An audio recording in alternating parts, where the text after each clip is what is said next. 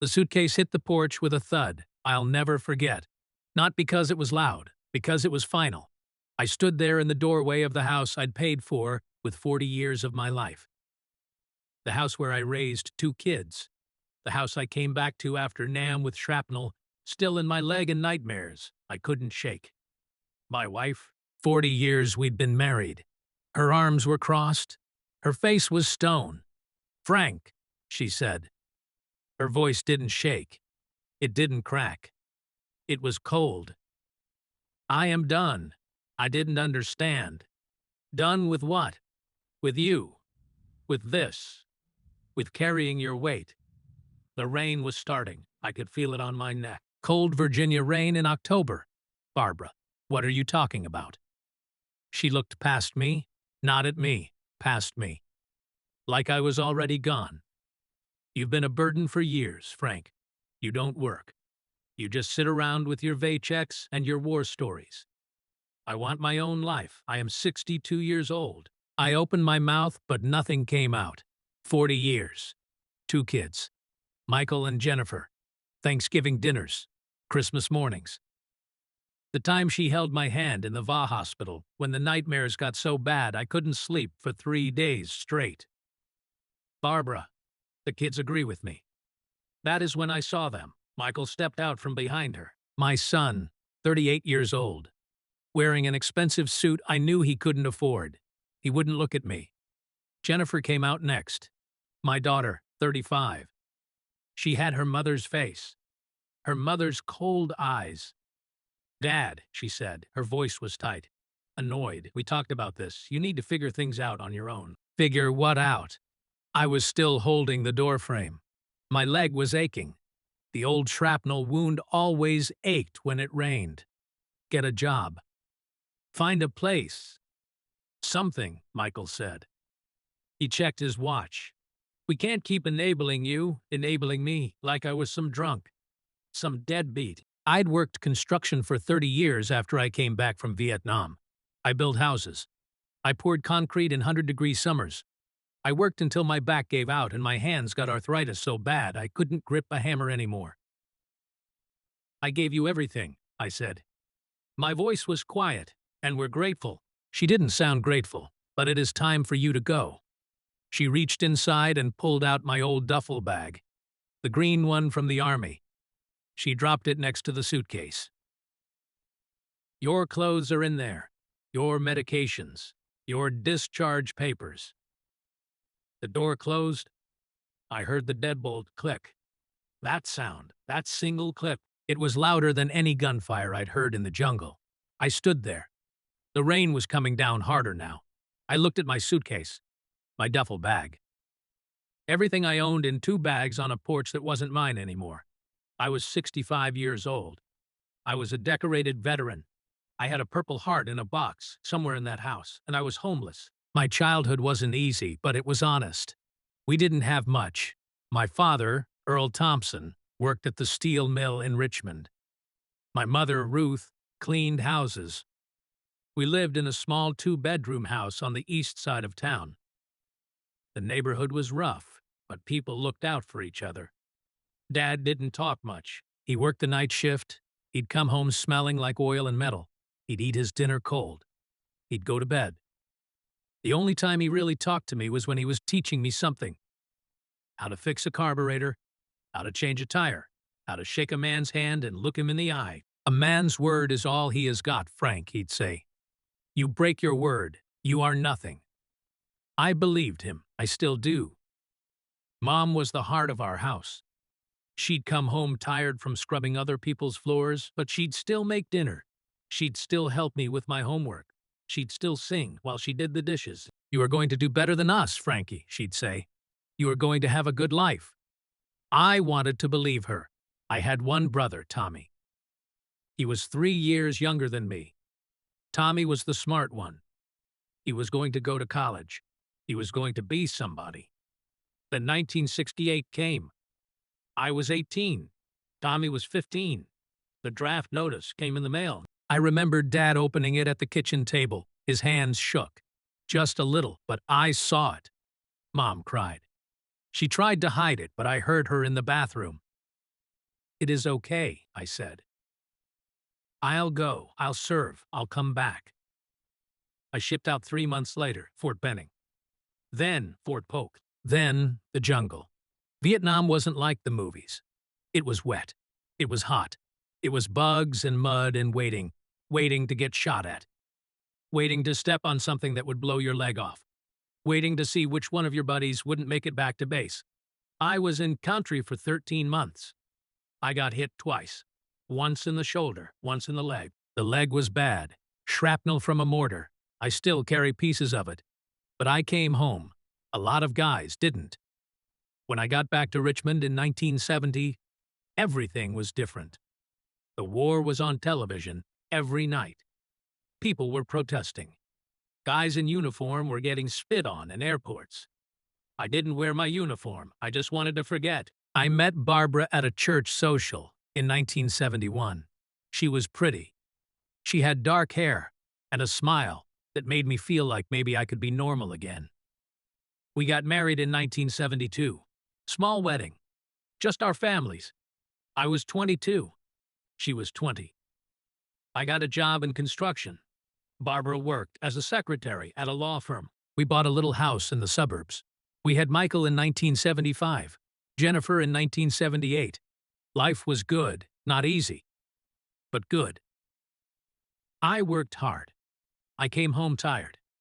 I didn't talk much about the war. Barbara said that was fine. She said a lot of veterans were like that. The kids grew up. I coached Michael's little league team. I taught Jennifer how to ride a bike.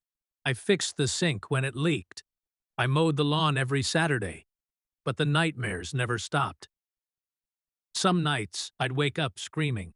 Barbara would shake me awake. "Frank, you are home. You are safe." I'd sit on the edge of the bed, sweating, my heart pounding. The VA gave me pills. They helped a little. But the dreams were always there, waiting. When I turned 50, my back started giving out. Decades of lifting rebar and swinging sledgehammers caught up with me. I had 3 herniated discs. The doctor said I needed surgery. I had the surgery. It didn't help much. I went back to work anyway. I had a family to support. At 55, I couldn't do it anymore. My hands were so stiff, I couldn't tie my boots. I filed for disability through the VA. It took 2 years to get approved. 2 years of Barbara asking, "When are you going back to work?" 2 years of Michael saying, "Dad, you are not even trying." 2 years of Jennifer avoiding me when she came to visit. When the disability finally came through, it wasn't much, enough to help with bills, not enough to retire on. Barbara started working more hours. She said we needed the money. She was right. But something changed. She started looking at me different. The kids changed too. Michael got married. He got divorced. He started some business that failed. He needed money. I gave him what I could. Jennifer moved to North Carolina. She called maybe twice a year. Christmas and my birthday. Sometimes just Christmas. I thought it was normal. Families drift apart. They have their own lives. I didn't see it coming. The suitcase, the duffel bag, the rain. I didn't see any of it coming. I picked up my bags. My leg was screaming. The shrapnel wound. The rain. I limped down the porch steps. My truck was in the driveway. A 1998 Ford F-150. Rust on the wheel wells. Dent in the passenger door. But it ran. I threw my bags in the back. I got in. I sat there. Where was I supposed to go? I didn't have friends. Not really. The guys I knew from construction, we'd lost touch. The guys from NAM, most of them were dead or scattered across the country. I thought about the VFW hall. Maybe someone there could help. I drove. The rain was pounding now. The wipers could barely keep up. The VFW was closed. Dark. Empty parking lot. I sat in my truck and watched the rain. I thought about my father. A man's word is all he has got. What did I have? Nothing. My word didn't matter. My service didn't matter. 40 years of marriage didn't matter. I started driving again. I didn't know where I was going. I just drove. I ended up on a back road outside of town.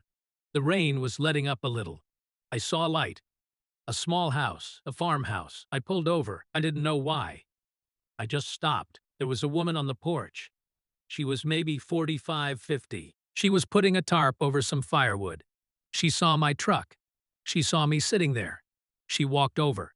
She knocked on my window. I rolled it down. "You okay?" she asked. I didn't know what to say.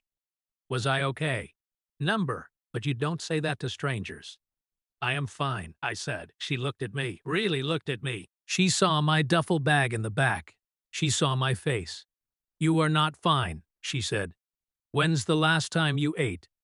I couldn't remember. "Come on," she said. "I just made stew. You can have some." "I don't need charity. It is not charity. It is stew, and I made too much." I followed her inside. The house was small, warm. It smelled like wood smoke and cooking. She pointed to a chair at the kitchen table. I sat down. She put a bowl in front of me.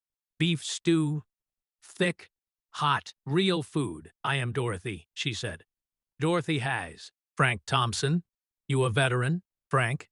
I nodded. My brother was in Desert Storm. He didn't make it back.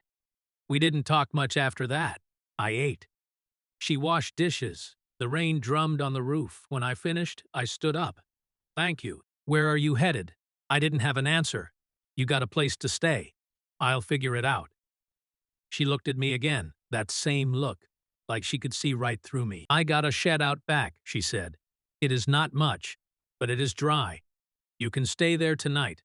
Just tonight." "Just tonight," I said. I lay down on that cot. I stared at the ceiling, but I wasn't dead, and I wasn't giving up, not yet. I woke up to the sound of a rooster. For a second, I didn't know where I was. Then I remembered the shed, Dorothy's farm, the rain, Barbara's face when she closed the door. My leg was stiff. I sat up slow. Every joint in my body ached.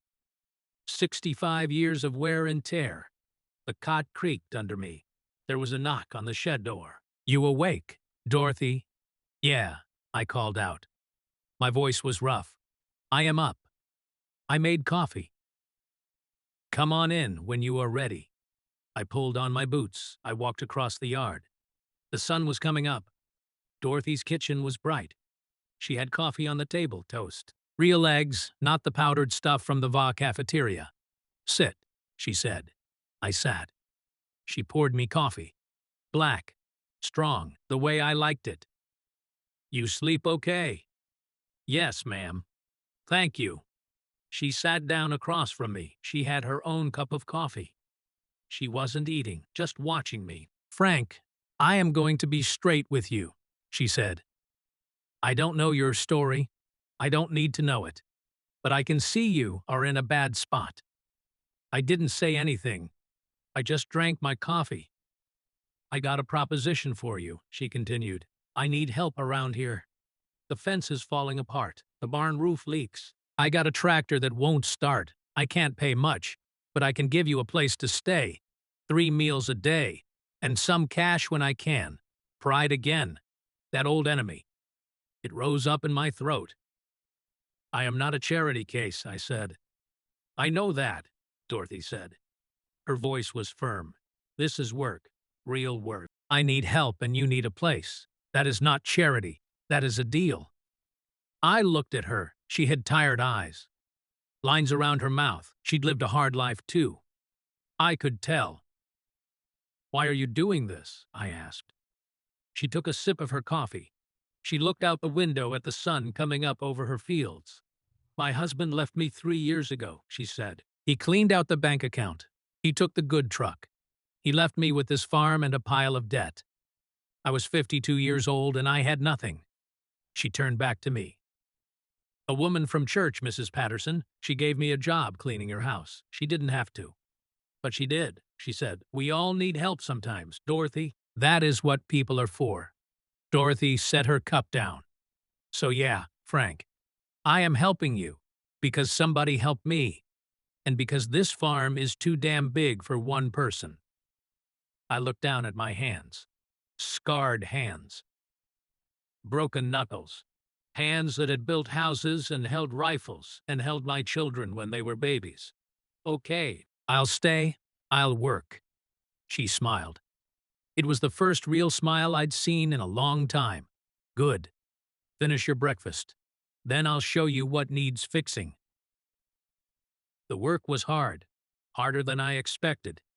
My body wasn't what it used to be, but I worked anyway. I started with the fence. The wire was sagging. I pulled out the old posts, one by one.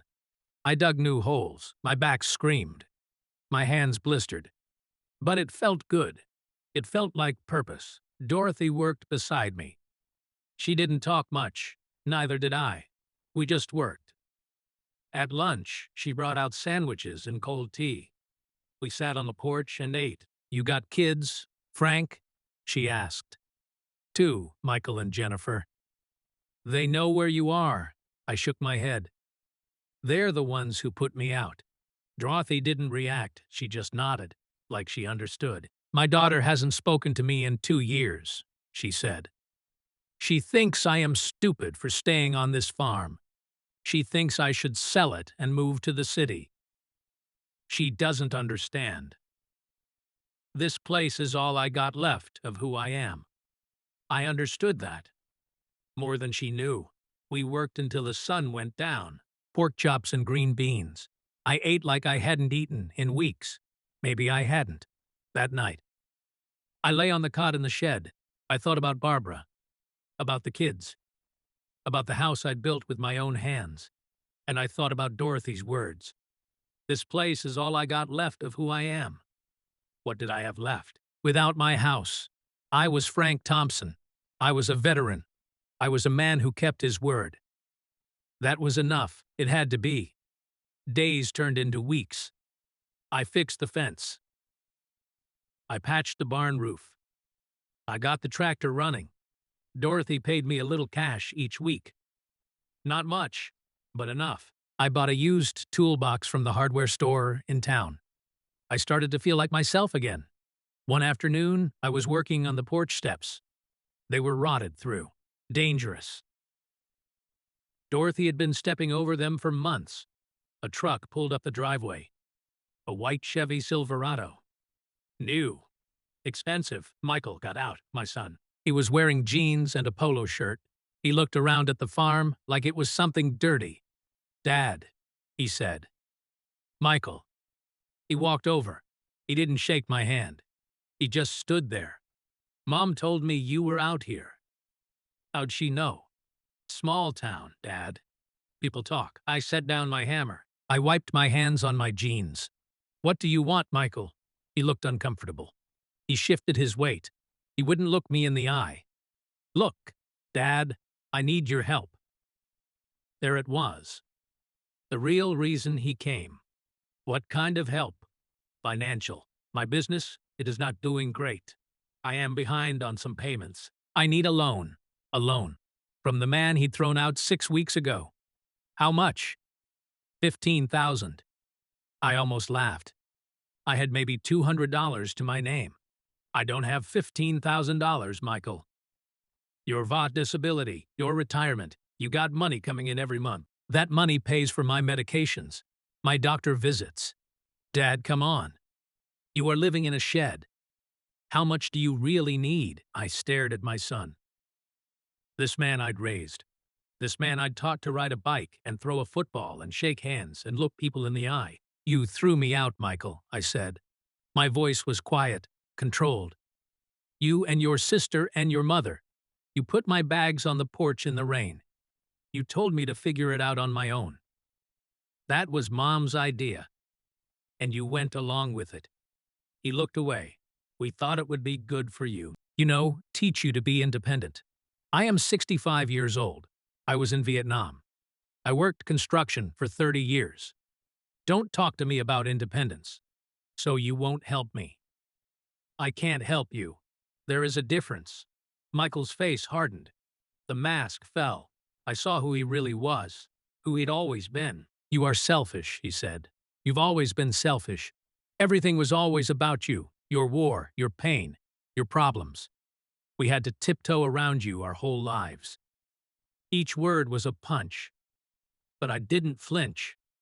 If that is how you feel, I said, then why are you here asking me for money? He didn't have an answer for that. Get off this property, I said, and don't come back. You are going to regret this, Dad. Maybe, but it won't be the worst thing I've regretted. He got in his truck. He slammed the door. He drove off fast, kicking up dust. Dorothy came out of the house. She'd been watching from the window. You okay? She asked. Yeah, I said. I am okay. And I was. For the first time in a long time, I really was. Winter came. The work slowed down. Dorothy and I spent more time inside. We'd sit by the wood stove. She'd read. I'd whittle. Old habit from childhood. We talked more. She told me about her husband, how he'd changed after he lost his job, how he'd blamed her for everything, how he'd left without even saying goodbye. I told her about Barbara, about the war, about the nightmares, about feeling like a burden. You are not a burden, Frank. You are a man who has been through hell and kept going. That is strength, not weakness. I wanted to believe her. Christmas came. I didn't hear from Michael or Jennifer or Barbara. No cards. No calls. Nothing. Dorothy and I had dinner together. Ham and sweet potatoes. She'd made a pie. Merry Christmas, Frank, she said. Merry Christmas, Dorothy. It was quiet, simple. But it was the best Christmas I'd had in years. In January, something changed. I noticed Dorothy was getting mail from the county, official-looking envelopes. She'd open them, and her face would go tight. Everything okay? I asked one day. It is fine, she said. But I could tell it wasn't. A week later, a man in a suit showed up. He had papers. He talked to Dorothy on the porch. I couldn't hear what they were saying, but I could see her face. After he left, she came and found me in the barn. Frank, I need to tell you something. We sat on hay bales. She looked tired, older than I'd ever seen her. I am behind on my property taxes, she said. Pretty far behind. The county's threatening to foreclose. How much do you owe? $12,000. My stomach dropped. I've been trying to catch up, she said, but the farm doesn't make enough. I do odd jobs in town, but it is not enough. They gave me until March. If I don't pay by then, I lose the farm. What about a loan? No bank will give me a loan. My credit is shot from when my husband left, the weight of it pressing down on both of us. I'll figure something out, she said. I always do. But I could hear the doubt in her voice. That night I lay on my cot and I thought. I thought about everything Dorothy had done for me. The stew, the shed, the work, the dignity she'd given me when everyone else had taken it away. I thought about my VOD disability, my savings. I had about $8,000 in the bank. Money I'd been saving for. I didn't even know what. Emergency. Old age, my funeral, maybe. I thought about my father. A man's word is all he has got. And I thought about something else he used to say. You pay your debts, Frank. All of them. Dorothy had given me a debt I could never repay. But I could try. The next morning, I drove to town. I went to the bank. I withdrew $7,000. Almost everything I had. I went to the county office. I put the money down on Dorothy's account. This is for the Hayes property, I said. For 12 Meadowview Road. The clerk counted it. This brings the balance down to $5,000. I'll be back with the rest. I didn't know how, but I'd find a way. When I got back to the farm, Dorothy was in the kitchen. I told her what I'd done. She stared at me, her eyes filled with tears. Frank, you can't. I already did. That was your money, your savings, she cried. Not sad crying, something else, relief maybe, or gratitude. I'll pay you back, she said. I don't want you to pay me back. I want you to keep this farm. She hugged me. It was the first time anyone had hugged me since Barbara threw me out. I held on tight. I had $5,000 left to find. I started asking around town. The hardware store needed someone to help with inventory. The diner needed a dishwasher. I took both jobs. I worked Dorothy's farm during the day. I worked the hardware store in the evenings. I washed dishes at the diner on weekends. I was 65 years old and I was working 3 jobs. My body hurt constantly, but I didn't care. February came. I was getting close. I had 4,000 saved up, 1,000 to go. And then Michael came back. He showed up on a Saturday morning. But he wasn't alone. Barbara was with him. And Jennifer and a lawyer. They all got out of Michael's truck. They walked up to the porch where Dorothy and I were having coffee. "Frank," Barbara said. Her voice was cold, formal. "We need to talk." "About what?" The lawyer stepped forward. He was young, slick. He had a briefcase. "Mr. Thompson, I represent your wife and children. They're concerned about your recent financial decisions." "What financial decisions?" "You withdrew $7,000 from your account, a significant sum. Given your age and, well, your history, they're worried about your mental competency." I stood up, slow. My leg was aching, my mental competency. "Dad," Jennifer said. She sounded sad, but not really. "We're worried about you. You are living in a shed. You are giving away your money. This isn't normal. What I do with my money is my business." "Actually," the lawyer said, opening his briefcase, "your wife has filed for conservatorship. Given your age and disability status, she believes she should have control over your finances. For your own protection," Barbara stepped forward. "You are not thinking clearly. Come home. We'll take care of you. Like you took care of me in October, when you threw me out in the rain." "That was a mistake," Barbara said, but her eyes were cold. "We want you back." I looked at them, my wife, my son, my daughter, and I saw it clear as day. They didn't want me. They wanted my money, my disability check, my savings. "No," I said. "Dad," Michael started. I said no. "I am not coming back. I am not giving you power of attorney. I am not giving you anything." The lawyer pulled out papers. "Mr. Thompson, if you don't cooperate, we'll have to take this to court. Your wife has documented your erratic behavior, your living situation, your financial irresponsibility. A judge will—" "A judge will what?" Dorothy said. She'd been quiet this whole time. Now she stood up. "A judge will see a decorated veteran who has been working 3 jobs to help a friend. A man who has been paying his bills and taking his medications and living an honest life. What will a judge say about a wife who threw him out? About kids who abandoned their father and then came back when they wanted money?" The lawyer looked uncertain. "Get off my property," Dorothy said. "All of you, before I call the sheriff." Barbara's face went red. "You old careful," I said. My voice was quiet, dangerous. "That is enough." They left, but I knew it wasn't over. The shadow had returned, and it was hungry. The courthouse smelled like old wood and fear. I'd been in courtrooms before. Traffic tickets. A dispute with a contractor back in the 80s. But this was different. This time, I was the one on trial. Dorothy sat next to me. She'd closed the farm for the day to be here. She wore a simple blue dress. Her church dress, she called it. Her hands were folded in her lap, but I could see them shaking. "It'll be okay," I whispered. "I know," she said. But neither of us believed it. Barbara sat across the aisle with Michael and Jennifer. Barbara wore a black suit, funeral clothes. She didn't look at me, not once. Michael was on his phone. Jennifer stared straight ahead, her face blank.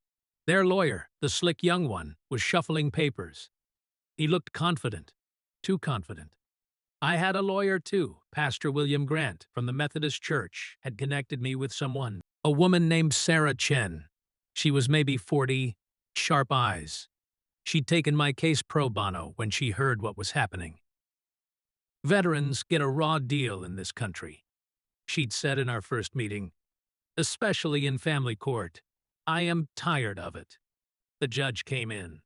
Honorable Robert Mitchell, 70, maybe. He had white hair and deep lines around his eyes. A Korean War veteran, Sarah, had told me. That gave me hope.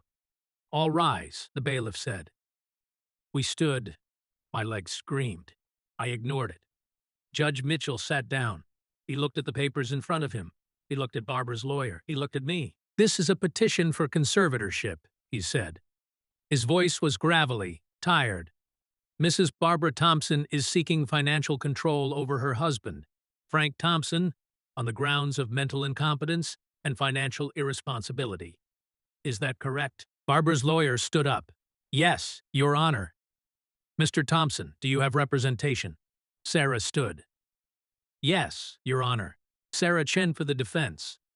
Very well, let's proceed, Barbara's lawyer started. He painted a picture of me that I didn't recognize. A confused old man. A veteran with PTSD who couldn't manage his own affairs. A man living in a shed, giving away his life savings to strangers. He called Barbara to the stand. She sat up there, hands folded, looking like the perfect concerned wife. She talked about my nightmares, my medication, how I deteriorated over the years. He is not the man I married, she said, dabbing at dry eyes with a tissue. The war took him from me. I just want to protect what is left. It was a performance, a damn good one. Michael testified next. He talked about how I'd abandoned the family, how I'd chosen to live with a stranger instead of coming home. We offered to take him back, Michael said. We wanted to help him. But he refused. He is being manipulated. Jennifer was last. She cried real tears. That surprised me. I miss my dad, she said. I just want him to be safe, to be taken care of. He has given away almost all his money.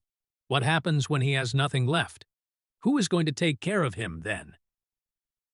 It was a good question, one I'd asked myself. Then it was Sarah's turn. She called me to the stand. I walked up slowly. My leg was bad today. The rain was coming. I could always tell. I swore on the Bible. I sat down. Sarah started gentle. Mr. Thompson, can you tell the court about your military service? I served in Vietnam from 1968 to 1970 Army. I was a combat engineer. I got wounded twice. I received a Purple Heart and a Bronze Star. And after you returned home, I worked construction. 30 years. I got married. I raised 2 kids. I paid my taxes. I did what I was supposed to do.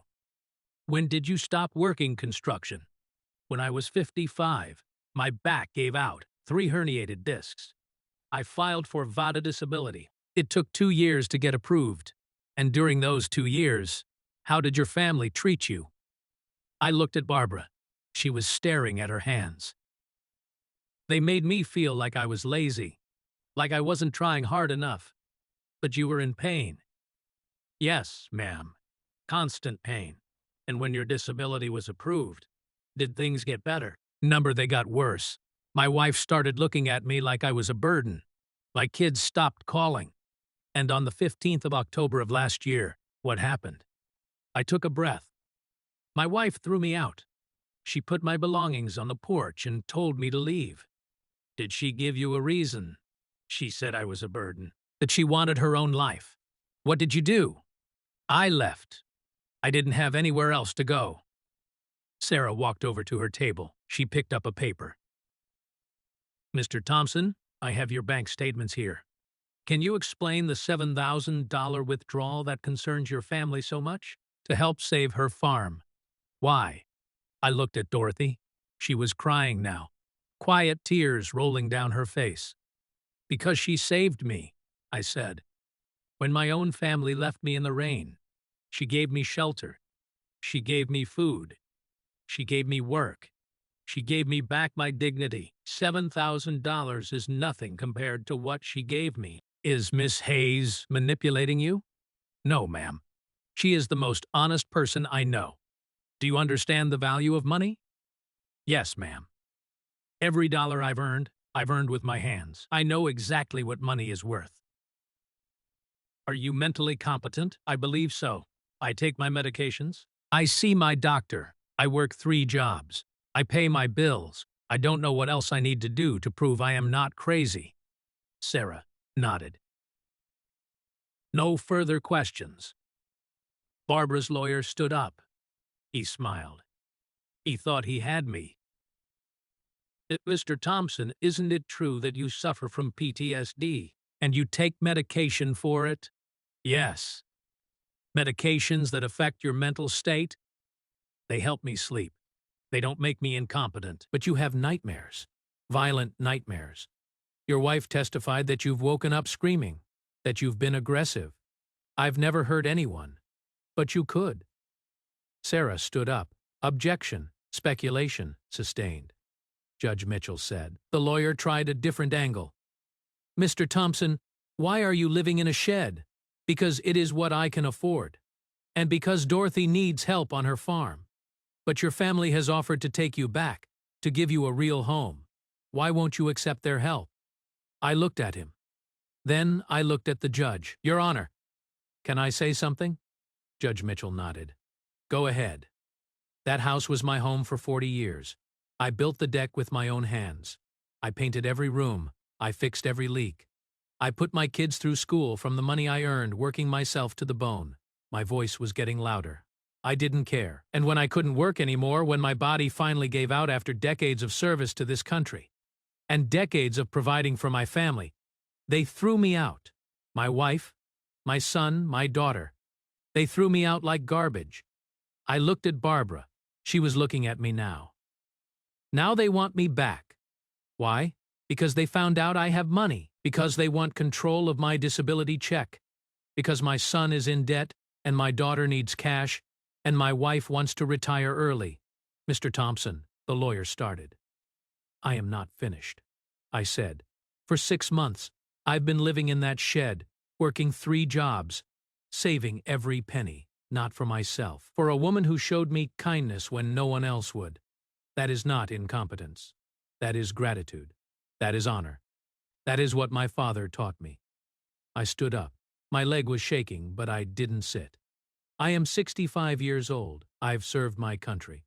I've worked hard my entire life. I've earned the right to decide what I do with my own money, and if this court takes that right away from me, then what the hell did I fight for? The courtroom was silent. Judge Mitchell looked at me for a long time. Then he looked at Barbara, then at her lawyer. I'll have my decision by the end of the week, he said. Court adjourned. The gavel came down. We waited 3 days, the longest 3 days of my life. Dorothy and I didn't talk about it much. We just worked. I finished repairing the barn. She planted early spring vegetables. We kept ourselves busy. On the 3rd day, Sarah called. Frank, the judge ruled in your favor. I sat down hard on the porch steps. What? He denied the conservatorship, he said, and I quote, a man who serves his country with honor, works 3 jobs at age 65, and uses his money to help a friend is not incompetent. He is exemplary. You won, Frank. I couldn't speak. Dorothy was watching me from the doorway. Frank, you there? Yeah, I said. My voice was thick. Yeah, I am here. Thank you, Sarah. You did it yourself. You told your truth. That is what won. I hung up. I looked at Dorothy. I won, I said. She started crying, then laughing. Then she hugged me so hard I thought my ribs would crack. You won, she said. Frank, you won. That night, we celebrated. Dorothy made fried chicken, real Southern fried chicken like my mother used to make. We sat on the porch and ate and watched the sunset. What are you going to do now? Dorothy asked. What do you mean? You are free. You don't have to stay here. You could get your own place, start over. I thought about that. A little apartment in town maybe, independence. But I looked at the farm, the fence I'd fixed, the barn I'd repaired, the garden we'd planted together. I like it here, I said, if you'll have me. She smiled. I'll have you. 2 weeks later, I got a letter. It was from the VA. They were doing a review of veteran benefits, standard procedure, the letter said. I met with a caseworker, a young woman named Amanda.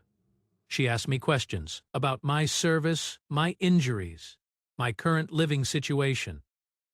Mr. Thompson, I see you are working 3 jobs. Yes, ma'am.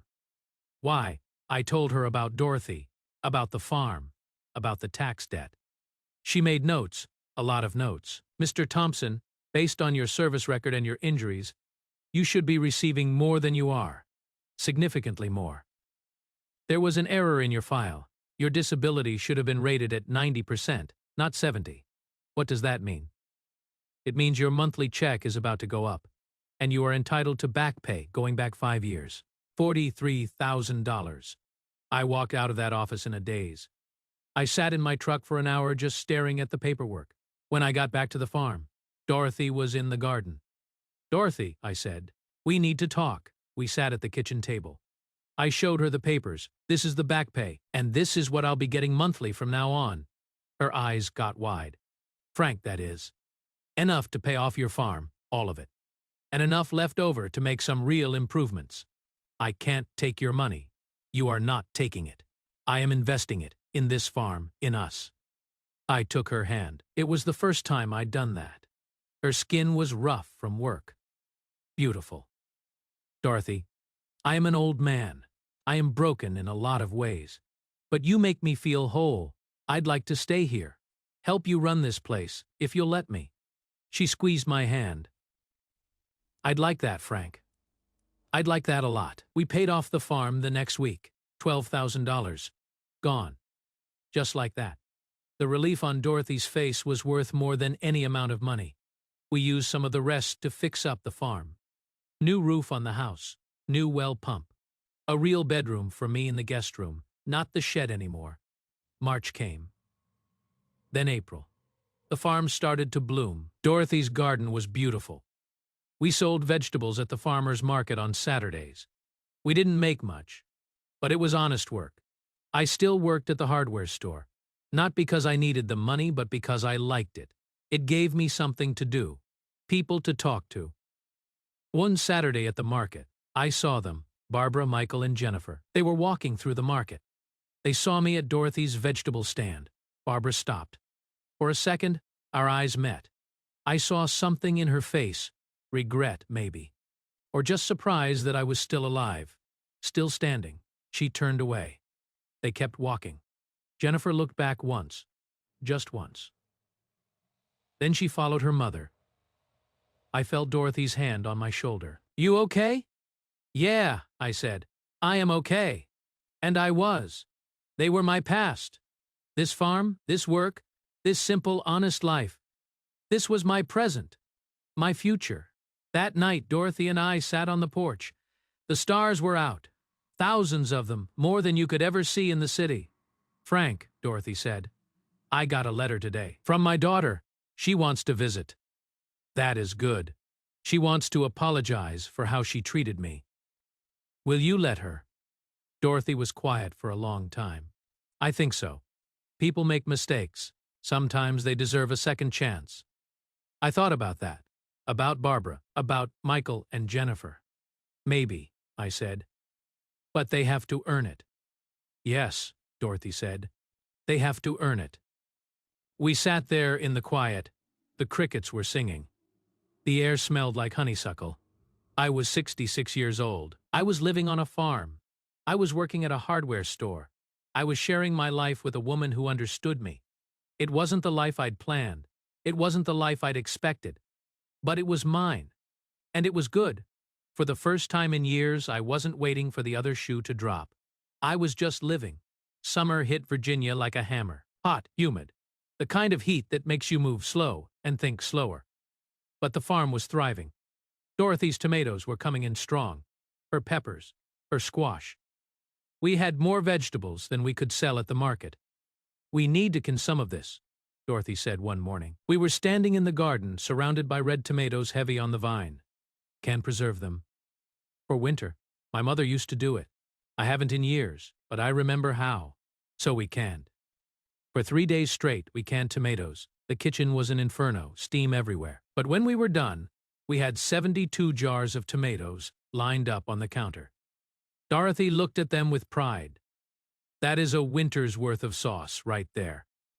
I looked at those jars. Each one represented work planning, thinking ahead, building something that would last. It felt right one evening in July. I was at the hardware store. It was almost closing time. I was sweeping the floor when the bell over the door rang. A man walked in. He was maybe 30, 5 skinny, nervous.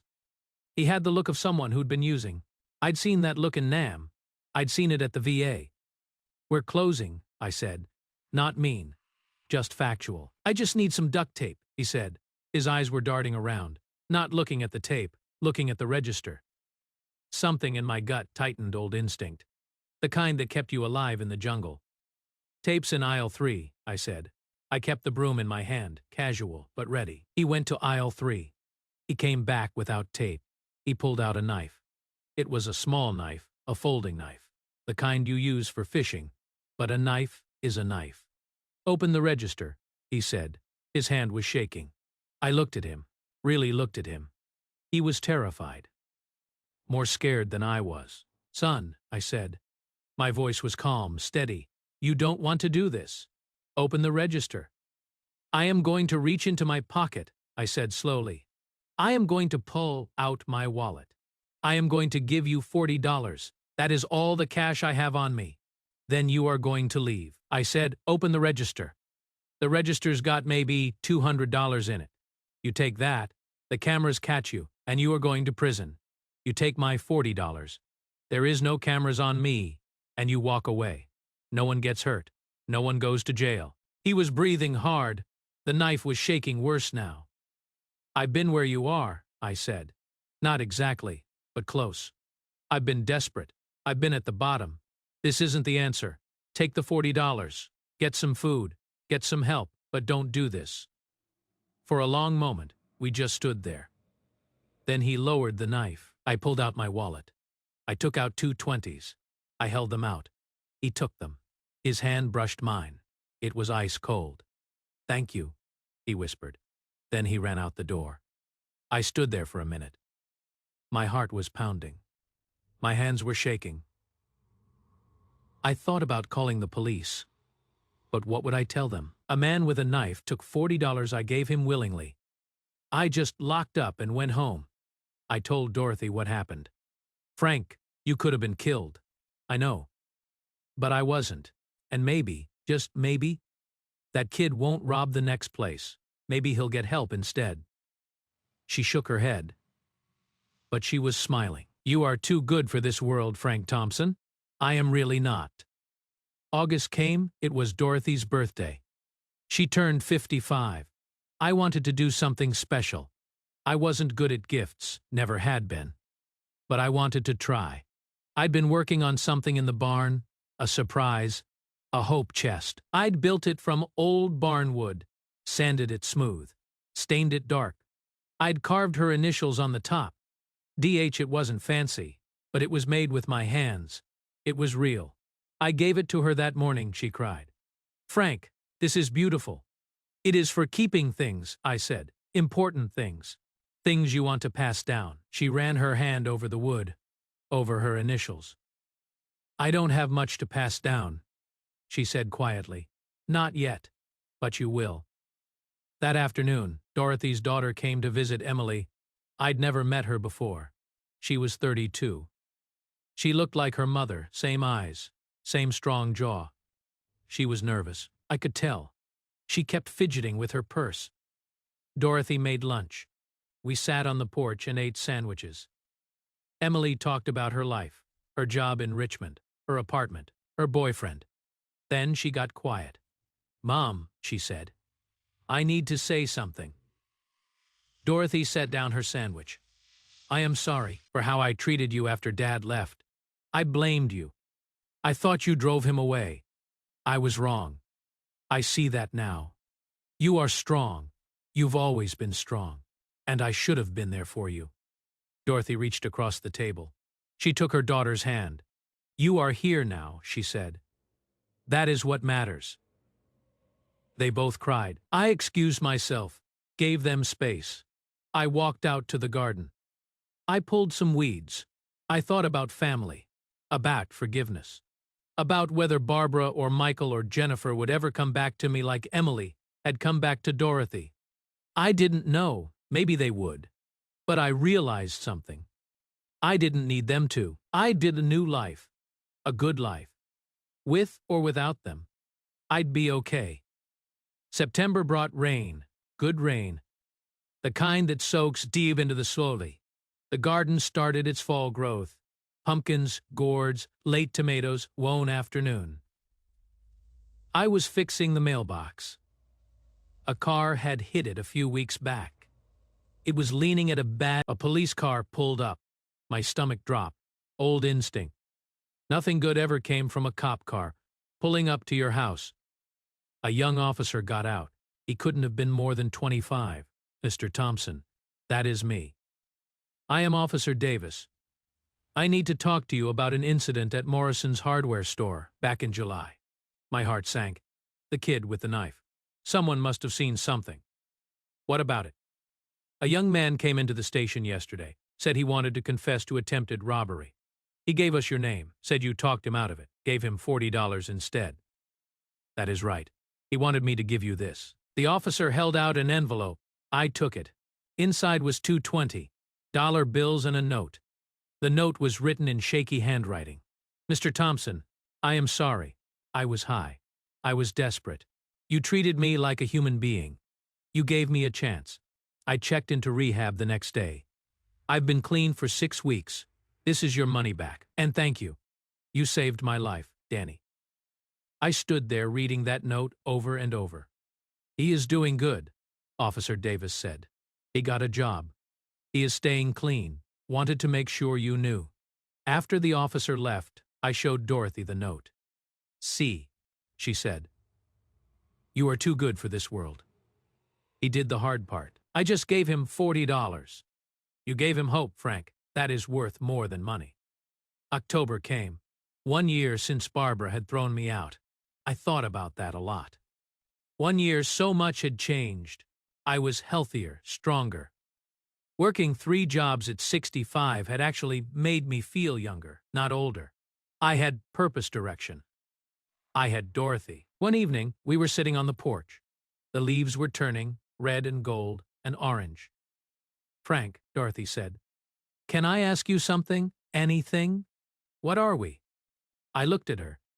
What do you mean? I mean, are we friends? Are we more than that?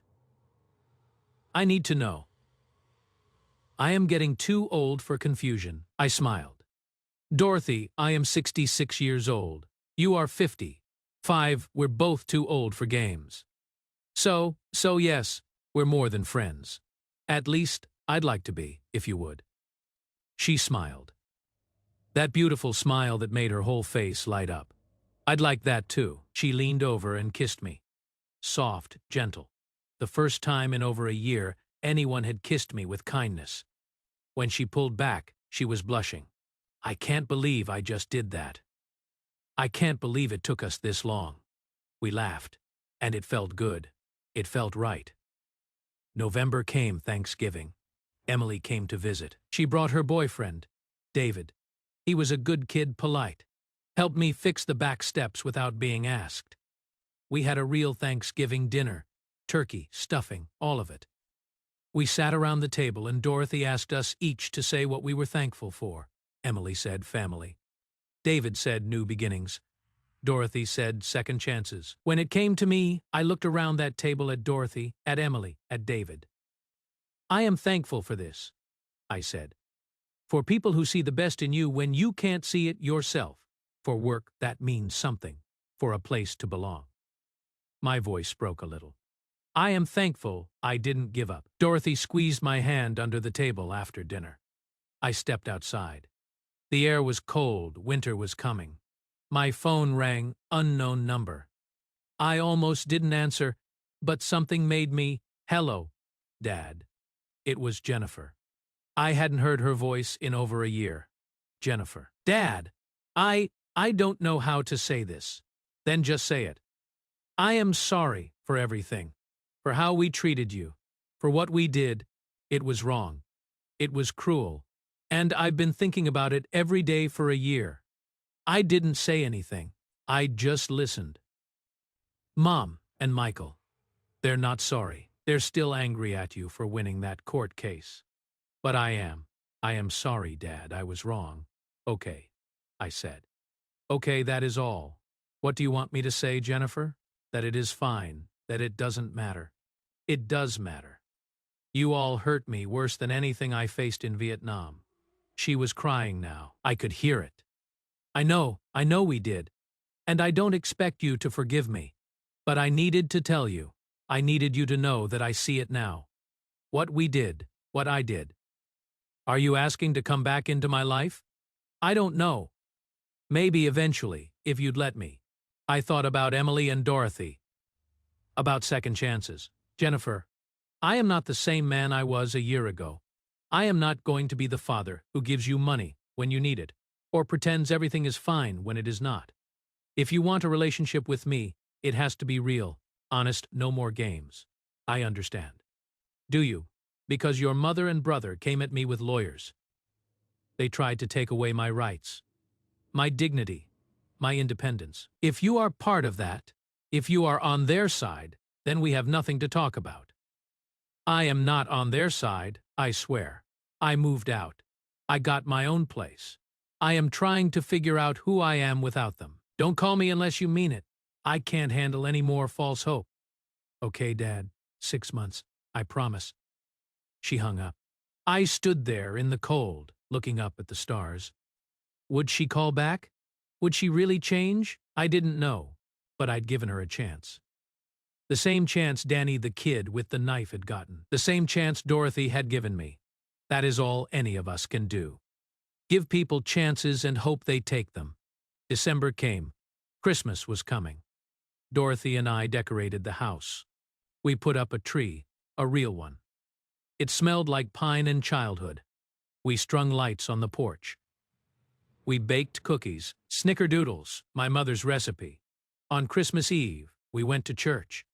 The little Methodist church in town. Pastor William was preaching. He talked about shepherds and angels and hope being born in unexpected places. I thought about that. About hope being born in unexpected places. In a shed behind a farmhouse, in a courtroom, in a note from a former addict, in a phone call from a daughter who finally understood. After church, Dorothy and I drove home. The stars were out. The moon was full. Frank, Dorothy said, I have something for you. We said no gifts. I know, but I got you something anyway. When we got home, she handed me a small box, wrapped in brown paper. I opened it. Inside was a key. What is this? It is a key to the house, she said. Your name is on the deed now. This farm is half yours. Dorothy, I can't. You already did. You saved this place. You saved me. This is your home, Frank. Legally, officially, forever. I looked at that key. That simple brass key. It meant more than any purple heart or bronze star. It meant I belonged somewhere. Thank you, I whispered. Thank you, she said back. We sat on the couch by the Christmas tree. The lights were twinkling, casting soft colors on the walls. Frank, Dorothy said quietly. Yay. I love you. I turned to her. She was looking at me, really looking at me. I love you too, I said. And I meant it, with everything I had. We kissed, and it wasn't the desperate kiss of young people. It was the solid, sure, kiss of two people who'd been through hell and found each other on the other side. That night, I lay in my bed, the guest room that was now my room, in the house that was now half mine, the suitcase, the rain, the click of the deadbolt. I thought about Barbara and Michael and Jennifer, and I realized something. They'd done me a favor. By throwing me out, they'd forced me to find out who I really was, what I was really made of. I'd survived Vietnam. I'd survived construction. I'd survived 40 years of being invisible in my own home.